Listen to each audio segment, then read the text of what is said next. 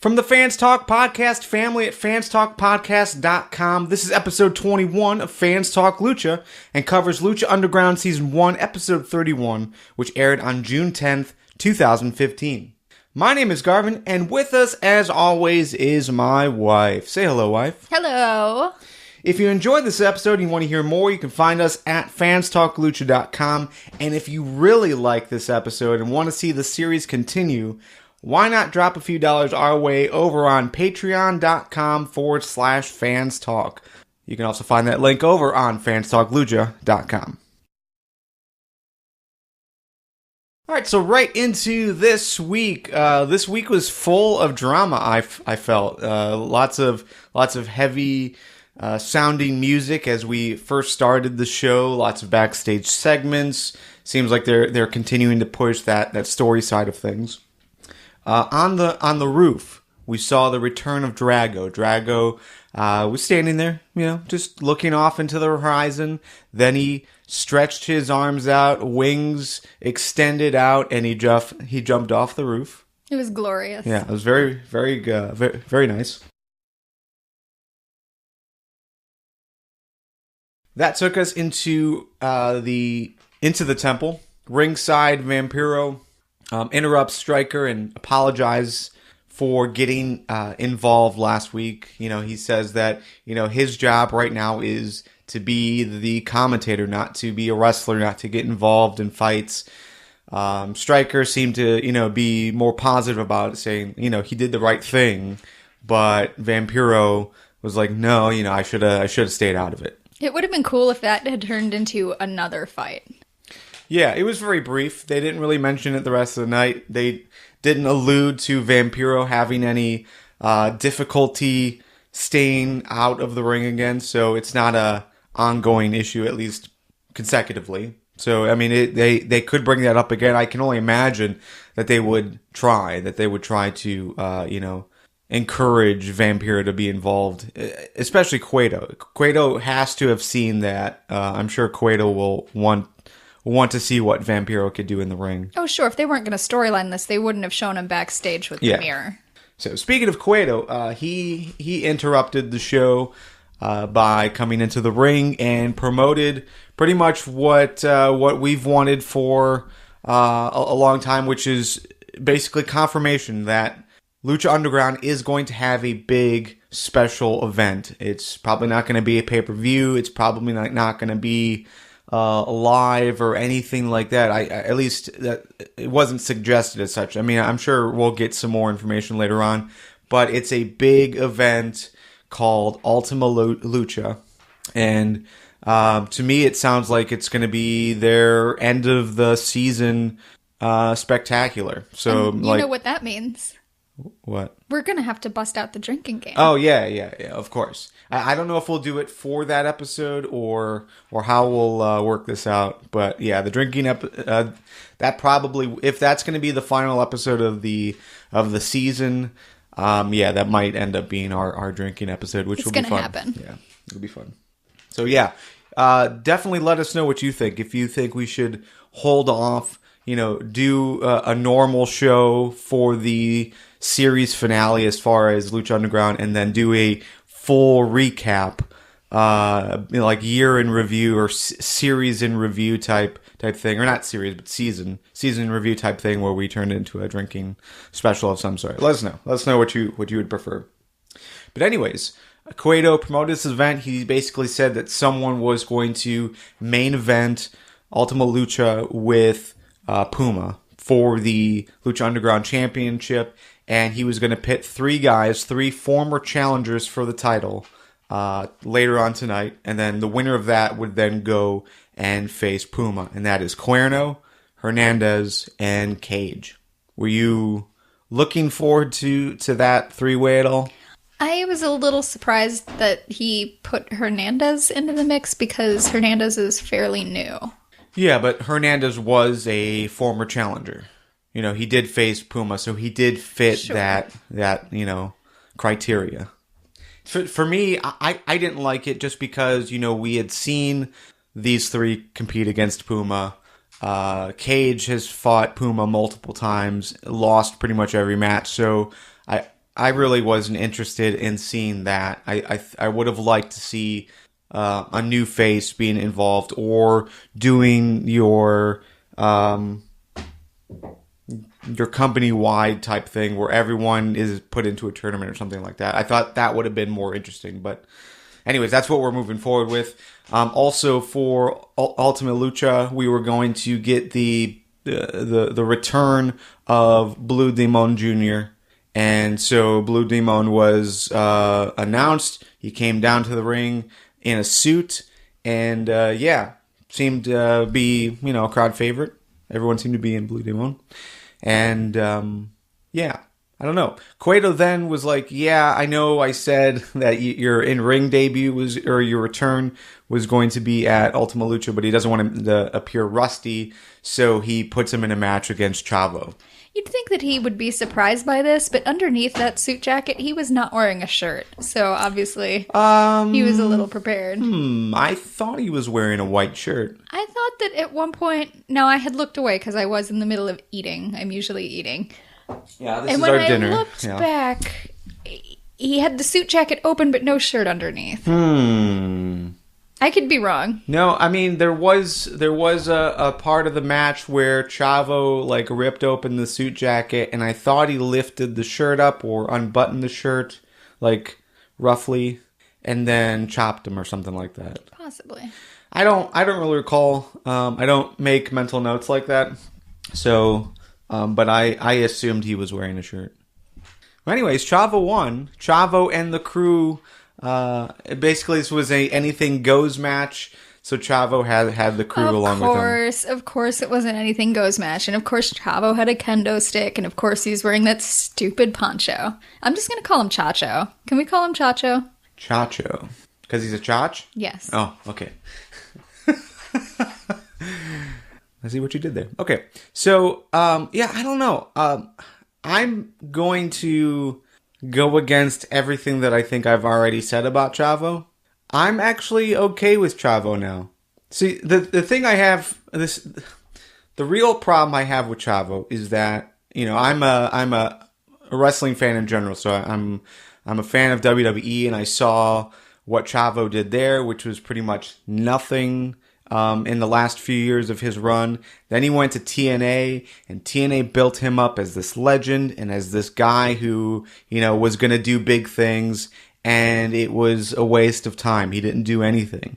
And Lucha Underground did the same thing, where they built up this guy as a legend, as someone who, had a place with the best of them and was going to do big things in Lucha Underground, and then he did nothing. It was another what felt like a waste of time. But how they've brought him back in this story, I think fits a lot better. And overall, it does have me interested. Last week I wasn't really excited about Chavo coming back because, it didn't quite make sense. But this week, it seems like they're doing what no other wrestling company does, and that is continue a story, from start to finish. So the story that he had when he first came in and when he left, and then all of this is working together, which, to me is more compelling and more interesting than anything that we've really seen from Chavo in the last 10 years. So I still hate the crew, don't get me wrong, but Chavo I'm not as against because of the way this story is going. It feels more appropriate. Well, I will agree with you that I do like the turn the storyline has taken. I like that Chavo has come right out and said, you can buy me. And he's totally cool with that. And because of the nature of the company, everyone else is cool with that too. Yeah. I like that it's out in the open. He's unashamedly a bad guy. And I like that. But I don't like watching him wrestle. I think he's kind of tired. Yeah. All right, so Chavo won, of course. Backstage, Drago is walking into the building. So basically the reverse of his exit scene from the last time that we saw Drago, as far as him leaving in that cloud of fire. So he came in through that door. He had the full wings extended, and it was just pretty dramatic and slow. How did he get through the door like that?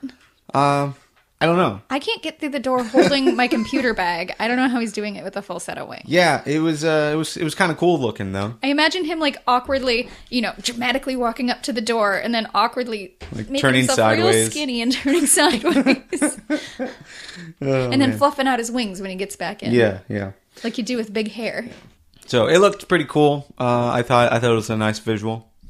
Backstage, Chavo is talking to Black Lotus. Black Lotus, of course, is pissed that he betrayed her and betrayed Dragon Azteca. I don't know why they would have thought he wouldn't have done that. Yeah, the fact that she's surprised is ridiculous. Also, what's surprising to me is that Chacho is kind of an idiot because he says something along the lines of, when Mexico sees what I did in the ring today, they won't have the guts to come after me. Really? You have a mediocre win and you think that everyone in Mexico who hates you is going to be too scared to approach you? Yeah. So not true. Yeah, no, it doesn't quite fit. Delusional. At the same time, though, you also consider he did make that deal with Cueto. I don't know Cueto's reach, if Cueto can really back this up, but he does have the 24-hour protection. Well, that's the thing. Like, you can't trust Chavo. He should know he can't trust Cueto. Why can't he? We don't know. We don't know Cueto. Constantly flipping sides. Well, and he's very open about it. So I don't know why Chavo would think that this is his ticket to freedom. Yeah, I don't know. I wouldn't say Cueto is not trustworthy. He's kind of like the devil. You can make a deal with him and you'll get what you ask for, but there's always a twist. Oh, yeah, there's always a catch of some sort. I love it. Yeah. All right, so backstage, Cueto is in the dressing room. Drago approaches him and basically, wants to be a part of that main event tonight. He wants to be a part of the triple threat to make it a four-way. I didn't really catch what the loop was, the loophole. I didn't because either. he was banished, but somehow he convinced Cueto. If you guys can let us know if you caught something, but I don't know, for some reason it's like you've been banished. Then something was said, and I totally missed what was said. I was not paying all that close attention at that moment either. But anyways, Drago was readmitted into the temple. He's got one last shot, and it's basically, this is your match. If you lose, you are banned from the temple again, and you have to lose your mask. Yeah, to me, this was a ridiculous setup. We knew that Drago was going to come back. But this thing where he found a loophole and, he's banned, but he's going to wrestle. But he might still be banned. Like that, really. To be fair, though, we knew Drago was going to come back, meaning you thought Drago was going to come back at the end of the season, and that was going to be the starter for season 2. I did. I'm also a little disappointed that the way he came back involved him sneaking into the bathroom, which everyone does. My God, it is so easy to break into that temple. Yeah. They need some motion sensors. Speaking of predictions that you might have gotten incorrect, the Disciples of Death, which are those 3 skeleton guys, were in a trios match this week. We had done predictions a few weeks ago about, would these 3 skeleton looking guys be a part of the trios championship and maybe be the guys that take the titles off of Angelico, Ivalice, and Son of Havoc. So they are at least in contention. So we'll see. We'll see if you're completely right or completely wrong. But I'm glad one of us remembers my predictions because I don't remember. Oh yeah. So anyways, they are now known as the Disciples of Death. Katrina escorted them down to the ring. And interesting characters, for sure, interesting look. But they faced off against the debut of Bengala and the returns of Masqueritas and Pimpy. Hilarious. I am glad Pimpy has come back. Me too. Masqueritas, I could do without. Oh, I like him too, but it was just an interesting choice for their first real match as this trio. So, okay, your thoughts about the trios team of the Disciples of Death? I think it's great, and I really like the way they're doing it. I like that they're just these almost like husks being controlled by Katrina, and they don't yet have individual personalities. So even though they're dressed a little differently, they operate as a unit. They're just Disciples of Death. They don't have separate personalities. I feel like we get that same kind of interchangeability with the members of the crew, and I feel like if they had gone about this approach treating them as a unit rather than 3 individual guys who really aren't that different. And maybe I would have felt differently about the crew and I would have liked them more as a concept.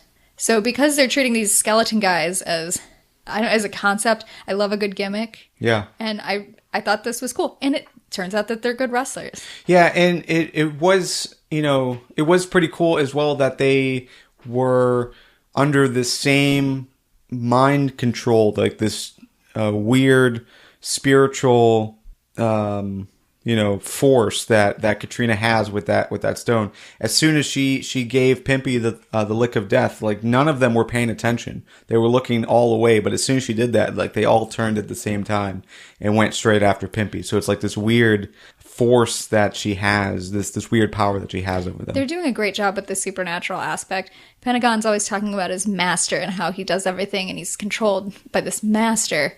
But I think that Katrina, in her role right now, is more of a master character. Yeah. So the pinning scenario for this was super cool. Was also cool. I don't think I've ever seen anything like this before, but when the one disciple of death pinned Pimpy, total vulture style, like he basically stood on top of him and squatted down like he looked like a vulture on top of its prey. Yeah, I don't know if that's an official pin, but it looked really good. Yeah, it was just so cool. It was very creative and very simple. Yeah.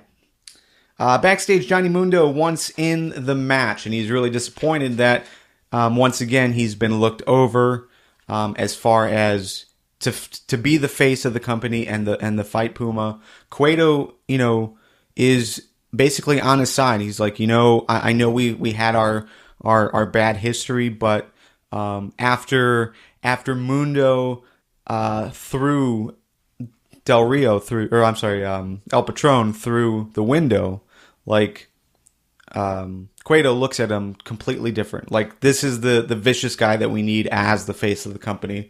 So it was totally with him. And instead of putting him in that match, instead of putting him in the match tonight that would decide who would face Puma for the title at Ultima Lucha, he wanted Mundo to be the champion going into Ultima Lucha. So he puts him into a match, and this is it. It's next week, and that is Puma versus Mundo. One show, one match, the entire show. Iron match rules. So you're basically looking at either a 45-minute if they include breaks, or if they just go the full hour, then you've got an hour-long Iron Man match to determine the number one contender, or the new Lucha Underground champion. This might be hard for you to watch. I think so. I think that this is going to be something I don't enjoy. Yeah, because there won't be any story at all. It's just going to be a really long match. Lots of pinfalls, lots of submissions most likely, or they'll go the opposite where there's just one or two. And I enjoy Puma, but I don't really enjoy watching Johnny Mundo wrestle. Yeah, it's gonna be weird. Like, it's been a long time since we've seen an Iron Man match. I don't think you've ever watched one, but it's been a while since I've seen one. I think maybe it was Eddie versus JBL. I think they had an Iron Man match, maybe, but it was like only half an hour. It's rare that you go longer than a half an hour these days. Yeah, I don't know that I have the stamina for that. Should be awesome though. I mean, from a wrestling fan perspective. As far as match goes, it should be a great match. I can't promise to watch the entire match. I'll probably pop in and out. Okay. Cage versus Cuerno versus Drago versus Hernandez in the main event to decide who will face Puma or whoever is holding the Lucha Underground Championship at Ultima Lucha. Drago wins. Are you surprised? No. I'm very happy he won. I think that logically he had to win. Otherwise, he was going to be unmasked. And that would have been a shame because his mask and makeup were beautiful. Oh, yeah. That was the best job he's done in a while. So good this episode. The new wings. But really, what looked good was the mask and the makeup. You couldn't tell where one ended and his skin began. They painted the scales all the way down to his chest and his shoulders. And the announcers were talking about how it looked like his dragon forces were taking over. It looked really good. Yeah. Totally. I can't imagine how much time he sat in makeup to get that effect, but it was worth it. Yeah, I thought it was cool. And that was basically his mask went into his neck, which went into his chest. Like there was no line. It just looked like one solid piece. It must have been glued on because it followed his face perfectly. Yeah. It looks so good. Yeah, so that was a cool look. I'm very happy that this is the end result. You know, I don't want to see Cage in that match again. I don't think Hernandez is a good enough wrestler to really carry a main event at, you know, your biggest event ever.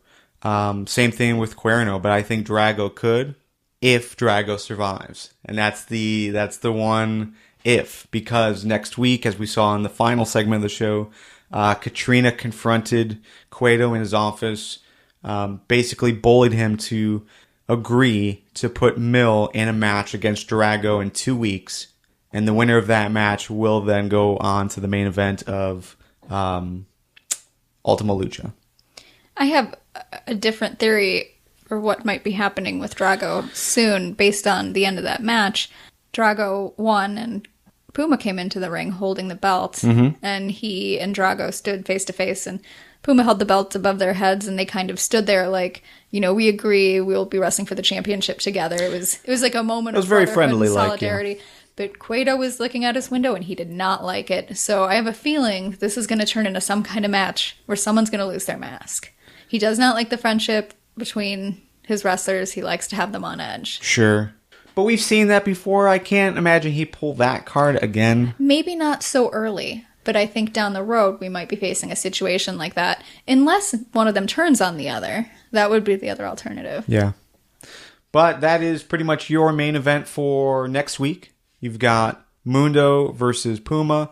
The week after that, it's Mill versus Drago. And both are pretty much going to determine who's going to be in the main event at Ultima Lucha, which will most likely be your final episode of Season 1. Your win of the week. Drago. Return of Drago. The makeup. The dramatic wingspan thing. I liked it.